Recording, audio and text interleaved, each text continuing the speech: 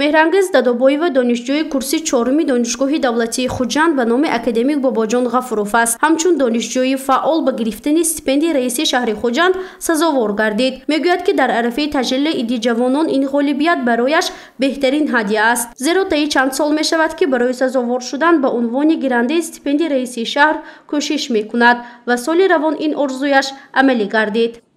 آزمون مذکور در دو دوره صورت گرفت. یکمش دوره دانشگاهی بود و دوره دومش در دوره شهری بود که در آن ما اسه و تست بردیم. خوشبختانه از هر دو دوره گذشته امروز گیرنده استیپندیای رئیس شهر خوجند می باشم. حسیاتی من ناگفتنی است، زیرا به عنوان گیرنده استیپندیای رئیس شهر سزاوار شدن این یک آرزوی دیرینی هر یک دانشجو می باشد. این دانشجویان را یک روح بلند میکند، هوسمند میکند تا که بیشتر خوانند، توانند که مثلا به چنین جایزه ها سزاوار شوند. қаҳрамони гузориши мо Меҳрангез Дадобоева баробари донишҷӯ будан коромӯзи шӯъбаи иттилоотии хабар дар ширкати телевизион ва радиои симои мустақили якум аст. Ҳамарӯза бо тарҷума ва пешниҳоди хабарҳои ҷолиби хориҷиву варзишӣ дар пур кардани барномаи хабар саҳми назаррас дорад. кӯшишҳои пайвастааш буд, ки ба яке аз мақсадҳои дар пешаш гузошта ноил гардид. Аз ин рӯ таъкид мекунад, ки дар сафи ҷавонони фаъоли шаҳри Хуҷанд будан барояш ифтихор аст.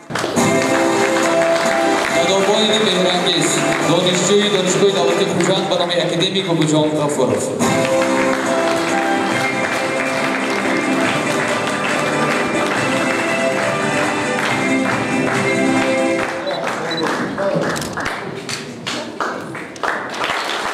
баробари Меҳрангез Дадобоева 100 нафар хонандагон, донишҷӯён ва ҷавонони фаъоли шаҳр соҳиби стипендияи раиси шаҳри Хуҷанд гардиданд. Маросими супоридани стипендия субҳи имрӯз санаи 22 май дар коғи Суғдиён доир гардид. Раиси шаҳри Хуҷанд Фирдавс Шарифзода зимни суханронияш аз таваҷҷӯҳи давлату ҳукумат, хусусан президенти кишвар муҳтарам Эмомалӣ Раҳмон ба ин қишри ҷомеа ёдовар шуд. Вай аз зиёд шудани дастоварду комёбиҳои ҷавонони шаҳр изҳори хушнудӣ намуд. таъкид кард, ки солҳои охир иштироки донишҷӯён дар озмунҳои фанниву корҳои илмӣ дар миқёси ҷумҳурӣ ва берун аз он, иштироки хонандагон дар конфронсу ҳамоишҳои илмӣ ва олимпиадаҳои ватаниву хориҷӣ зиёд ба мушоҳида мерасад, ки аз дастовардҳои назарраси ҷавонон маҳсуб меёбад. бо мақсади ҳавасмандкунӣ ва дастгирии моддиву маънавии хонандагон ва донишҷӯёни мактабҳои таҳсилоти умумӣ, литсей ва гимназияҳо, омӯзишгоҳҳои касбии техникӣ, коллеҷҳо ва донишгоҳҳои олӣ, ки дар давоми соли хониши 2022-2023 худро аз ҷиҳати донишу малака ва иштирок дар чорабиниҳои оммавию фарҳангии шаҳр хуб нишон доданд, сарфароз намудани онҳо бо стипендияи раиси шаҳр ба ҳукми анъана даромадааст. боиси зикр аст, ки шумораи гирандагони стипендияи раиси шаҳри Хуҷанд 100 нафарро ташкил медиҳад.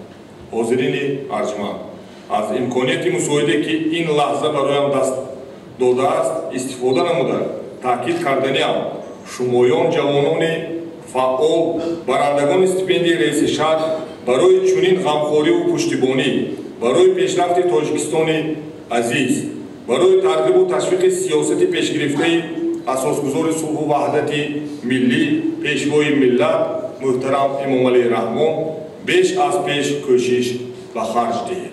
ба донишҷӯёну хонандагони фаъол дар арафаи таҷлили рӯзи ҷавонон стипендияи раиси шаҳри Хуҷанд ба ҳар яке дар ҳаҷми 1000 сомонӣ тақдим гардид. Фирдавс Шарифзода ба ғолибони озмун шаҳодатнома ва стипендияро супорида ҷавононро бозҳам ба илму донишомӯзӣ даъват намуд. гирандагони стипендияи раиси шаҳр низ аз ташкили чунин озмунҳо изҳори хушнудӣ намуданд. онҳо барон назаранд, ки ин гуна иқдомҳо донишҷӯёну хонандагонро ба хондану илм омӯхтан дилгарм намуда, инчунин барои баланд бардоштани савияи дониши онҳо мусоидат менамояд. من باری اول به استیپندیای رئیس شهر خوجند سزاوار گردیدم.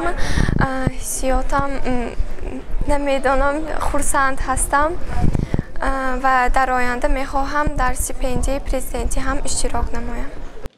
ташкили озмуни стипендии раиси шаҳр байни хонандагону донишҷӯёни муассисаҳои таълимӣ ва макотибҳои олӣ ба ҳукми анъана даромадааст ва ҳамасола дар арафаи таҷлили рӯзи ҷавонон гирандагони стипендии муайян ва қадрдонӣ мешаванд. Таъкид гардид ки иқдоми мазкур ба хотири қадршиносии ҷавонони фаъол ва эҳтиром нисбати ин қишри ҷомеа амалӣ карда мешавад. гузориши Фарзона Шамсиева, Наимҷон Аюбов барои барномаи Тилотсии Хабар.